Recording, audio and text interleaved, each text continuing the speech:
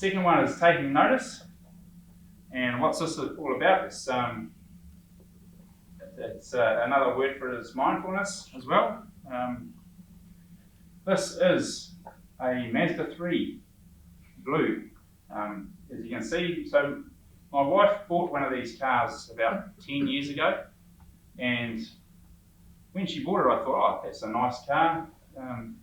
I haven't seen many of them around, so at least we're going to have a car that's a little bit unique and special. And as soon as we started driving around in it, blue Mazda 3s bloody everywhere. Has anyone else noticed that? You get a new car and suddenly you see them everywhere. It wasn't that all of Cambridge just saw Marc and Maria Gascoigne driving a blue Mazda 3 and rushed out and bought one. They were always there. It was just that my brain wasn't taking notice of them. So I'm told that we have 50,000 thoughts a day.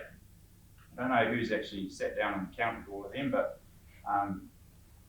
a lot of them are subconscious. So we're subconsciously telling our brain, scan the world and look for more examples of blue Mazda 3s to reinforce your thinking.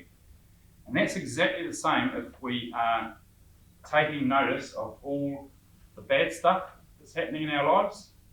And we've all got bad stuff happening in our lives. That's for real. What happens is that you take notice of the bad stuff, just like you're looking for the blue Mazda 3, your brain scans the world and looks for more examples and reinforces what you're thinking. We're all prone to having a negativity bias or negative bias, and I'm told I've researched this, and apparently it's due to evolution. Our prehistoric ancestors, the ones that worried and were a little bit careful and a little bit negative, they're the ones that survived and reproduced. So the ones that looked at the saber-toothed tiger and thought, that looks scary, I'm not going to go near that, they survived and we reproduced. The ones that looked at the saber-toothed tiger and thought, that looks like a nice pussycat, I'll go and pet it. They didn't survive, so they didn't pass on their genes. So apparently we all have this negativity bias to a certain extent. So it's easy to see it in our everyday lives, I reckon. I used to say, so in the media, I used to say bad news sells newspapers.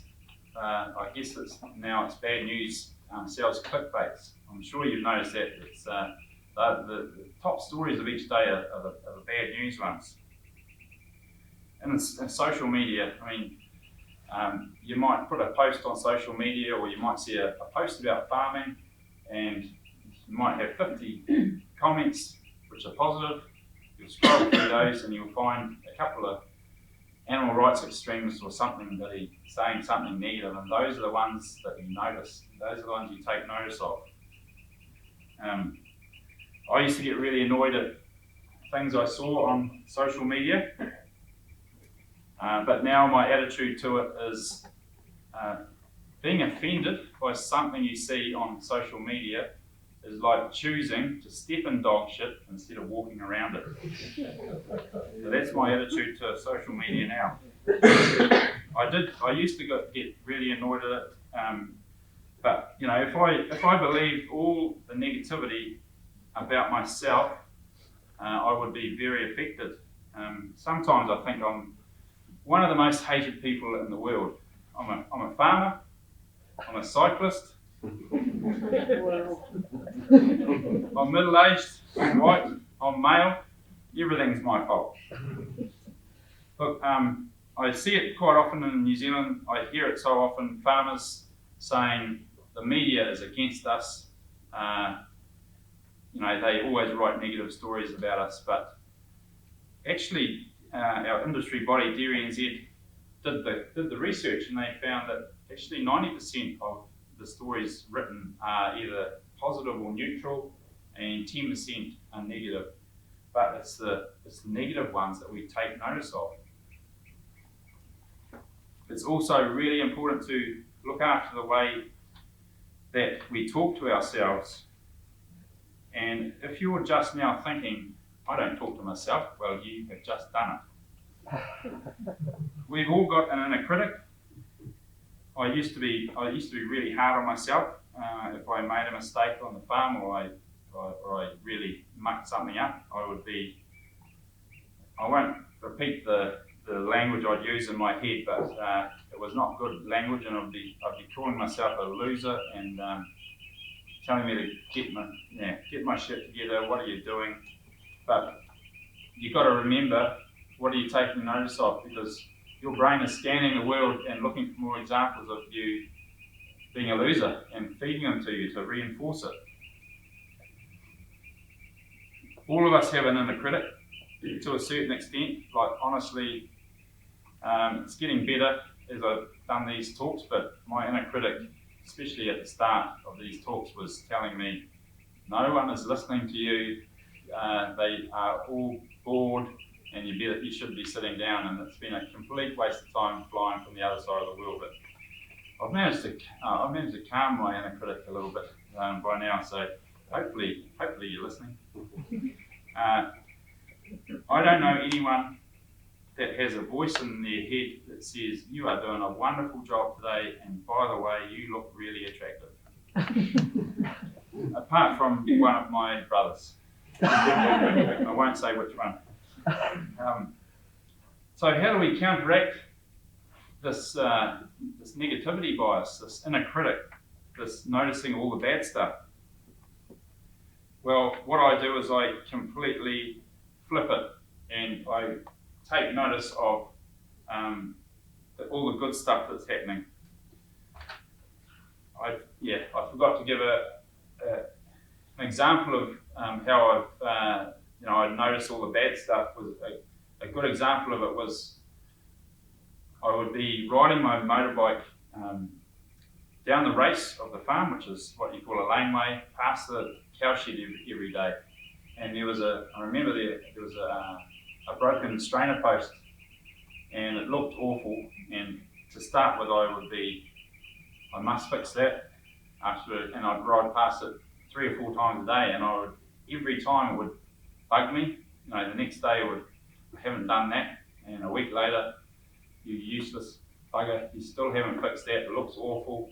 And I can remember it taking 2 or 3 months to fix, and it would annoy me every day because I was taking notice of that strainer post. When I did get around to fixing it, the very next time I rode past it, didn't even notice it. And I would notice another broken post a few hundred meters down the race.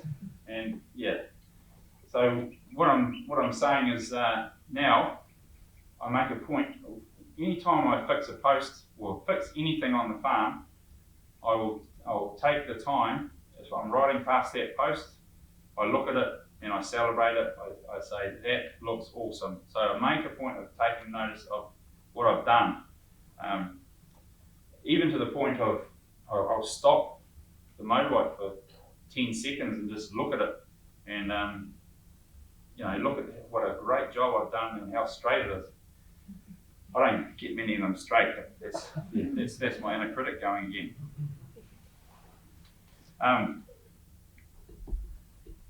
So I celebrate every victory, every tiny little victory. Just an example, yesterday or the day before, John was showing me around his farm, and he just said, "Oh, hang on, I just have to jump out and have a pee." And he jumped out and had a pee. And when I'm on the farm at home, if I have to stop and have a pee somewhere, I hope you know what I'm talking about. Toilet, number one only. I just celebrate. Here I am on my farm. I can go to the toilet anywhere I want, and that sounds stupid, but I celebrate that. And John when he's in town, coming to something like this, he's given me a cold actually. He's passed it on, but I notice he's been blowing his nose into his handkerchief. When I'm on the farm at home, I don't need a handkerchief. I call them snot rockets. I just celebrate being able to do that. Yeah, I should point out number ones only, not number twos. But actually, I do celebrate a good number two. I mean, these are things you think, we take for granted, don't we? And it's human nature to take these things for granted. But I do have a friend who fell off his mountain bike a year ago, and he's a tetraplegic now, and his day starts with a nurse rolling him over on the bed, shoving a finger up his backside to start his bowel motions. So I'm going to celebrate as long as I can being able to do that myself. So, I mean, what are you taking notice of? What are you celebrating? I actually think the Scots do this pretty well. I mean, you've got a thistle as your national emblem. I'm not sure what happened there. I mean, when they were giving out national emblems, did you sleep through the alarm or what happened? I'm not sure what I need to do. I've been spraying Scotch thistles for 30 years and killing them, but I don't know. Now that I've got this special place for Scotland in my heart, I don't know what I need to do with Scotch thistles. But if you ever need another supply, if you run out, come and see us on our farm. You can stay for free and take as many as you like. But what else do I do to focus on the positives? Well, I get myself into habits. Like every time I'm in the shower, I think of 3 things that I'm grateful for, or 3 things that went well on that particular day. And then I know other people that write in a diary the 3 things that they're thankful for, or a journal. And that's a great idea too, because you can look back on it years later. But when I'm in the shower, won't work for everyone, but then I turn it full cold for 1 minute. I'll tell you what, the cold water in Scotland in the middle of winter is a hell of a lot colder than the cold water in New Zealand. But I don't really know what it does, to be honest. It's meant to, I do feel really invigorated after it and alive. It wakes me up. And apparently it just gives you a bit of a shock, puts you into a little bit of stress and helps you deal with adversity, or helps your brain get used to it. I do apologise to the people I've stayed with, because there must have been some weird sounds coming out of the shower over the last couple of weeks. The 3 things you're grateful for, I really encourage anyone with kids to, as an example, when you sit down for dinner around the dinner table, just go around the table and talk about the 3 things that went well on that particular day. So it's all about flipping that thinking and taking notice of the good stuff that's happening. And there's so much good stuff. And it's a matter of creating a habit, because it takes 60 to 80 days to get in, or to either break a habit or to make a new good habit, if you like. So you've got to keep at it. A tool that I use very regularly is what I call my delete button in my head. I used to overthink things a heck of a lot. I might be having a good day on the farm, for example, and one of my staff would say something that annoyed me, or a little bit out of place. And the way I used to be, I would spend the next 2 or 3 hours just churning over it in my head. Why did he say that? And I'm going to have a word with him, and he's going to say this back, and then I'm going to say that back to him, and just crazy stuff. Just especially if I was doing something I didn't have to think about, like milking. When you're in a job that you don't have to think too much about. What I do now, when that happens, is when that first something that annoys me, or that first negative thought comes into my head, I will quickly analyse it and decide, is it worth worrying about? 90% of worries aren't worth worrying about, so I will think, hit the delete button. It takes, like I said, 60 to 80 days to learn. That's how it takes a bit of practice. But I can honestly say now that 2 minutes after I've thought hit the delete button, I wouldn't be able to tell you what it was that was worrying me. I'm not talking. There are some things we do need to worry about. A bit of stress and anxiety is actually good for us. It motivates us. It gets things done. So there are things, of course, we need to worry about. I'm talking about the worries that are out of our control, the catastrophizing and the ruminating, that endless loop of negative thoughts. So hit the delete button on it. And it's on the Farmstrong website. Is catch it, check it, change it. But I think being a farmer, it's easier to remember just to delete it.